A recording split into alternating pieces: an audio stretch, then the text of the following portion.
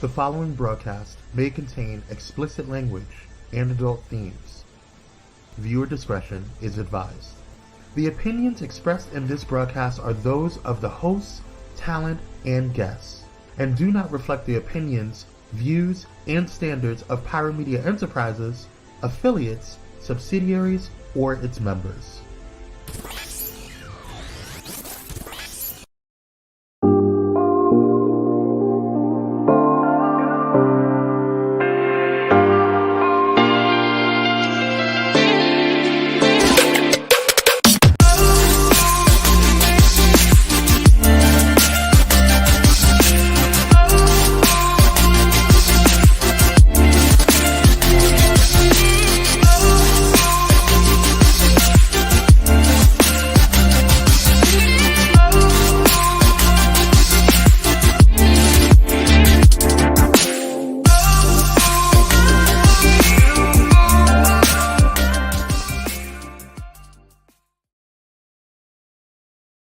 Hey, it's Nicoledvick of Nicoledvick Live.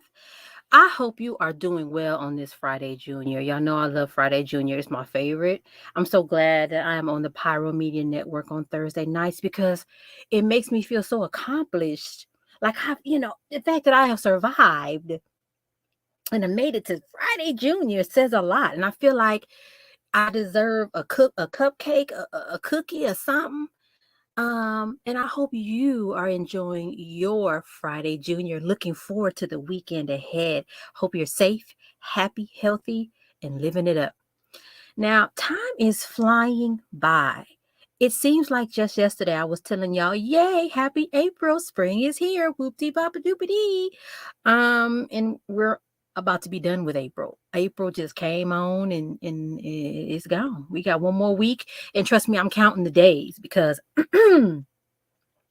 I get paid on next Friday, and I'm like, can we hurry up, please? Because the money in the bank account is kind of like dwindling, and I'm not really sure what I'm supposed to do about that because bills are still coming in. I need groceries and things, but I gotta play it real easy until next Friday. So anyway, hopefully your payday is this Friday or you get paid every week, whatever. I'm just hoping you having a beautiful day, beautiful evening. We are heading into May. Mother's Day is coming. Memorial Day is coming. And before you know it, it will be summertime.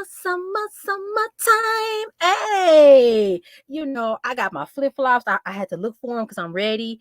I got my first preliminary pedicure. So, just kind of working myself slowly back into the pedicure life. I'm about to, go into my other closet because I'm bougie like that. I got more than one closet. About to get the summer clothes back out, the shorts and stuff. So it's about to be a great time. I actually got a teeny tiny touch of vacation vibes about 2 weeks ago. I went with two of my classmates. Y'all know I'm in school, and I was like, we should do a writing retreat. So we got in a car, rented a car, drove out to Indio, which is near Palm Springs, and had a nice little 2.5 day writing retreat. Got in a pool, got in a jacuzzi, but we also did some writing. I recommend if you are in school or you're an author, a writer, give yourself a little writing retreat. Go somewhere for weekend and still have a fun time in the pool, but then bring your laptop and start writing at the same time. It was really nice.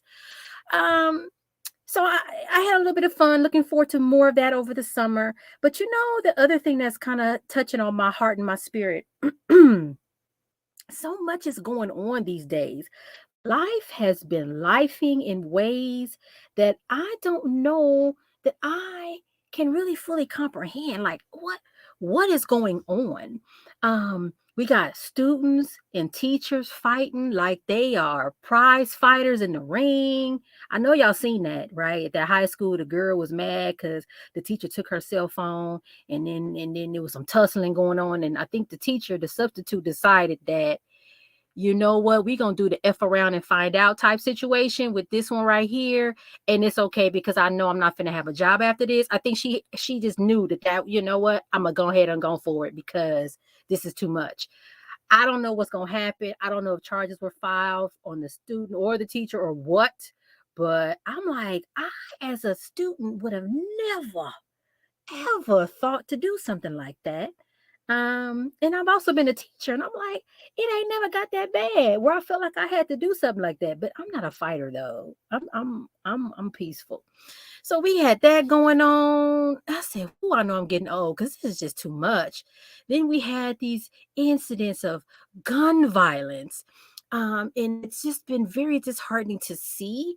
And a lot of it, sadly, has been directed at our young people. So we saw the young man who went to the wrong address looking for his twin brothers, to pick them up and take them home. Was shot several times. Miraculously, is still here on this side of the universe. He's still amongst us, but knowing he has a hard journey ahead, that post-traumatic stress disorder, that anxiety from being exposed to such a traumatic event will have lifelong implications for him.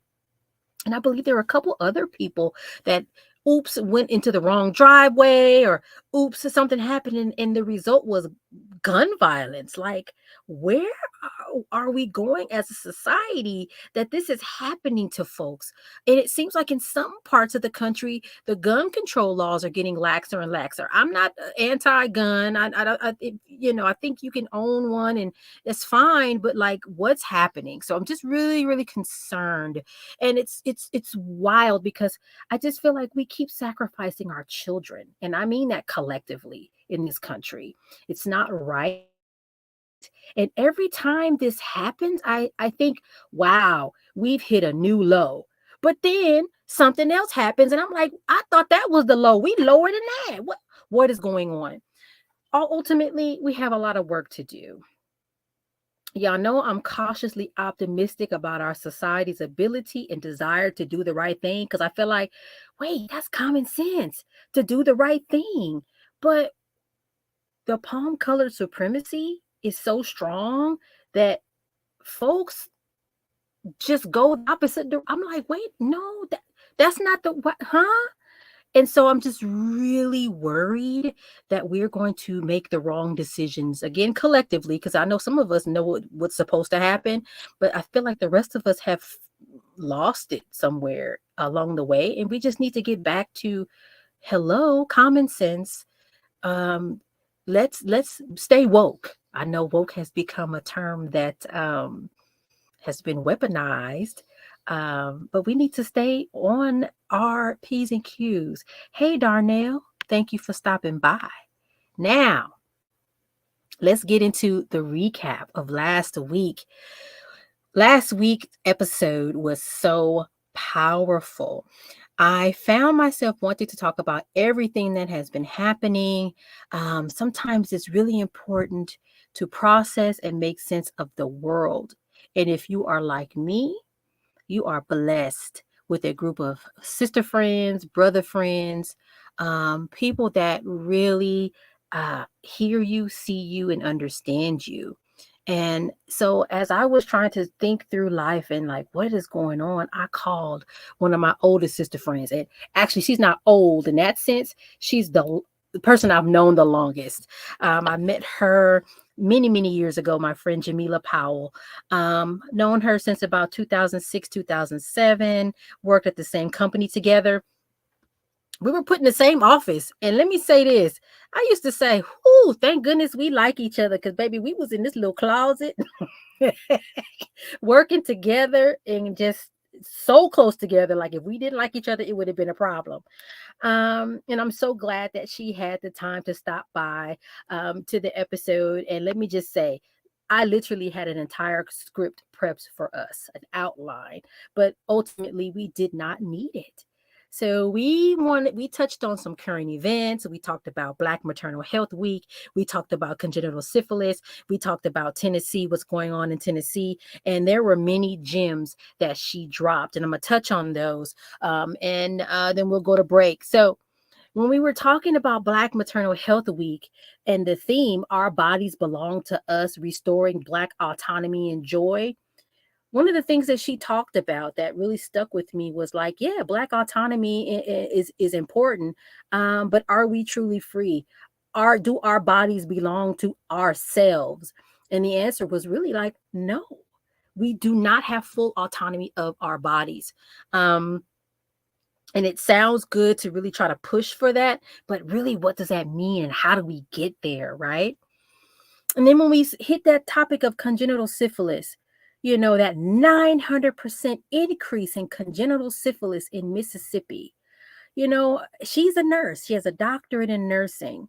One of the things she said was, wait a minute, 900% increase? So did anybody sound the alarm when it was a 50% increase? Like, how do you get all the way up to 900% increase and nothing happens, right? And I think the other thing that she touched on was like, wow, it's almost like the medical profession is racist. And I had to laugh at her because I'm like, baby, yes, indeed, it is. You guys know I'm in school and I've been in the literature looking at these journal articles, plenty of evidence that there is a lot of structural, institutional, historical racism in the medical profession. Many years they were taught that Black people felt pain differently. There's studies that show that if two types of folks come in and complain of the same type of pain or issues, that white folks get pain medicine faster than Black people. They thought our skin was thicker, which is like crazy, right? So yes, we have to figure out how to undo a lot of this. And in reference to Tennessee, one of the things we touched on, the importance of policy change in improving the lives of the population, the health of the population. So very important. And that as Black people, we cannot afford to be apolitical. Everything we do, including live and breathe, is political. And so we need to use that to our benefit. All right, y'all. Let's get into our social media review. But before we do that, it's time for a break time.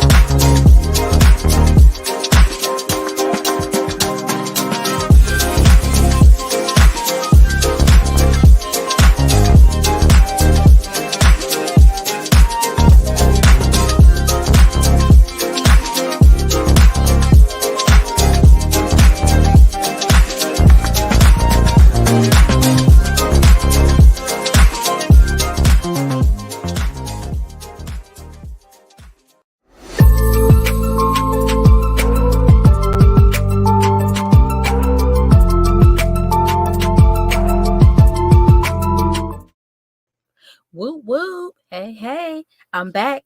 Just want to say, as I watch the commercials, because I watch the commercials just like you do, that Nicole Vick Live is super, super proud to be a part of the Pyro Media Network. Fabulous company.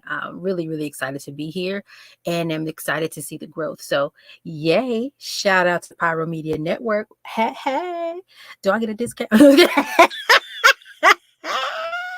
Just kidding. Moving on. So let's talk about my social media life, y'all. Because, you know, I be on the internet. I be on the Facebook, the Instagram, the TikTokies, doing all the things. And Instagram is Instagram. I've said this before to y'all. I feel like no matter what I do on Instagram, Instagram just don't like me. And it's okay.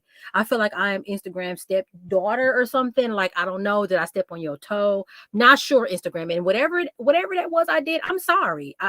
I didn't mean it. And so I go over there every once in a while, and just to say hi and see what everybody else talking about. But I know nobody is gonna really see what I'm doing, because it's just I don't know. If you know how to crack the Instagram code, let me know. Who do I need to call? It asks, excuse me, I'm sorry, buy them a new pair of shoes, buy them some donuts, some cookies. Let me know, because I'll be happy to do that. But anyway, I do go on Instagram from time to time. I definitely share my nail look of the week every week without fail. I don't think I've ever taken a week off of these nail looks, honey, because I love nail care. I don't know if we've talked about this in depth, but nail care is my form of self-care, because it allows me to be creative, to, delve into that creative side of myself that I actually, for a long time, I didn't realize I was creative. I didn't consider myself creative, rather. That's the better way to put that. But I love it. I'm actually in a nail competition called Nail Icon. I'm sure you've seen me mention this before, but if you can, please vote for me, because I want to win $5,000 so I can redo my bathroom. That would be just a wonderful thing for me. So that's the grand prize. So far, I'm doing well. I'm still in the running to win, and I'm excited about that. I do post every so often snippets of my Nicole Vick live episodes and things like that on Instagram. So you can definitely follow me there at Nicole Vick, or if you like the nail stuff, Nailed by Style Vixen. So I'm really excited about that. LinkedIn, I've been kind of quiet over there. I used to do my weekly little, blurbs about, this inspirational quote and kind of talk through it. Haven't really been doing that, but I will say I love how I have curated my LinkedIn feed, full of Black women creators that are working on DEI, HR, public health, and social justice. So I learn a lot on LinkedIn. I get a lot of interesting perspectives and insight on important issues. So if you're not on LinkedIn, because maybe you're like, what's the point? Definitely check it out, because you, again, can curate your feed to be what you want it to be. You can see what you want to see and learn some great information. You can see like live webinars. Some folks have newsletters and stuff. So LinkedIn is cool. You can follow me there if you have career questions, or if you need me to MC your event, host your event, give a keynote. Check me out on LinkedIn. I have videos up of all the stuff I've done. Great place to kind of connect with folks. Now, I'm going to say this every time I come on here. If you want to see the real Nicole Vick, just go to TikTok, because that's where I kind of show out. I kind of just, I'm like, look here. This is what I want to talk about right now. Bonnet on sometimes not. In the moment, something happens, I'm like, I'm finna just put this on TikTok. So let me share with you some of the stuff that I've been going through on the TikTok over the last week or so. The most recent thing that was comical. Listen here. All my Black women, y'all forgot to remind me, you can't just jump from tennis shoes to flip-flops. The flippy flops, you just can't jump into them after being in tennis shoes for a whole year, right? You got to build your feet up for flip-flop life. I had put on some flip-flops last Saturday thinking I was doing something. Actually, last Sunday thinking I was doing something. Like, I'm going to put these on and go to the library because I'm going to go write, do my dissertation writing. I want to be cute. The sun is out. Honey, listen. I was like, I know I'm walking forward. I know I am. But why does it feel like I'm not moving? Why are my calf muscles screaming at me and cussing me out? because my feet weren't ready for these flip-flops. They were like, no, baby. And I was really tempted to go back and find one of those little dash buses. In LA, we have the little bus line where it's free. Get on the bus. I was going to see, could the dash bus take me from my car to the library, because the shoes wasn't cooperating. So tip to y'all, I know it's the weather's good and y'all want to get outside, but just practice in the house with your flip-flops. Just get ready that way first, and then you can go outside and be ready for the world. I also, share my nail looks on TikTok. I also talked about the fact that Black folks cannot be apolitical. We can't afford it, because it can cost us dearly, our lives, our livelihood, and a lot of other things. I talked about food deserts. I get up every Monday, Wednesday, and Friday to go to work, and the train station is across the street from what used to be a large grocery chain, Ralph's, and it's gone. There's a shopping center, a huge one with no grocery store. And the question I posed to my TikTok friends and family was, how come in my neighborhood the houses are going for $1 million? Yes, in South Los Angeles, $1 million, but there's no grocery store. How is that? How is that okay? So I brought that up because that kind of stuff is wild to me. We had a really robust conversation in the comments on those kinds of things. So if that interests you, jump on that post and respond. In light of what we talked about on last week's live, I got on TikTok, talked about this long and horrible relationship between syphilis, public health, and Black people. Starting with the Tuskegee syphilis experiment. And so what I said was, and listen here, because I said it, I had some passion in my voice. I was a little bit upset, used a few bad words. I said, how is it that all that we know about untreated syphilis is on the back of Black people in Tuskegee, Alabama? The Tuskegee syphilis experiment. That was a natural experiment where they took people with syphilis, mostly Black men, and said, let's watch them and see what happens when the syphilis progresses, and what happens. And then when there was a cure for syphilis, they withheld that cure from those folks. So my thought was, that sacrifice made by those Black folk back then, we've learned all we know about syphilis. We can't even take that and try to make sure that we prevent congenital syphilis in these folks in Mississippi who are predominantly Black. It's like I just was so irritated and angry by that.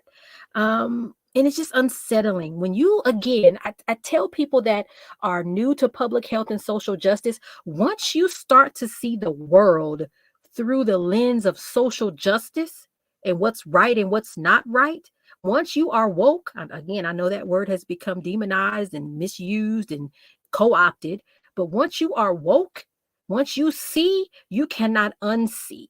And so once I start to see and understand, like, wait a minute, why do these things happen to Black people, poor people, disabled people, LGBTQ people? And once you understand why these things are happening, you can't unsee it. And so to me, that is what compels me to move forward and continue to do the work that I do. I don't know how much I can make a difference, but daggone it, I'm going to die trying. Okay? That's all I'm going to say on that. So follow me on social media. All my handles are the same except for my nail page, but everything is Nicole D. Vick. You got to be consistent in this world, because people trying to look for you. You can't have one Instagram is Pookie and the other one is Ray Ray. They all got to say the same thing. So everything is Nicole D. Vick. Okay. And again, if you want to see the real Nicole, TikTok is where it's at. All right, y'all. I feel like I done said a whole lot, and it's a lot. It's a lot going on. It's a lot to talk about. I hope all of you have an amazing week. I will see you next week. Now, don't forget, you can check me out on my website, www.nicoledvick.com. I also am an author. I have 2 books. I'm trying to think about a third one. I don't know, y'all, but the first one, Pushing Through, Finding the Light in Every Lesson, is available on Amazon. You can visit my website, pick it up. I have a journal, Push Through, 52 Weeks of Light in Tough Times. Really, really important book. If you need to process your thoughts and your feelings, that book is helpful. And I think that's it. I will see you next week. Bye.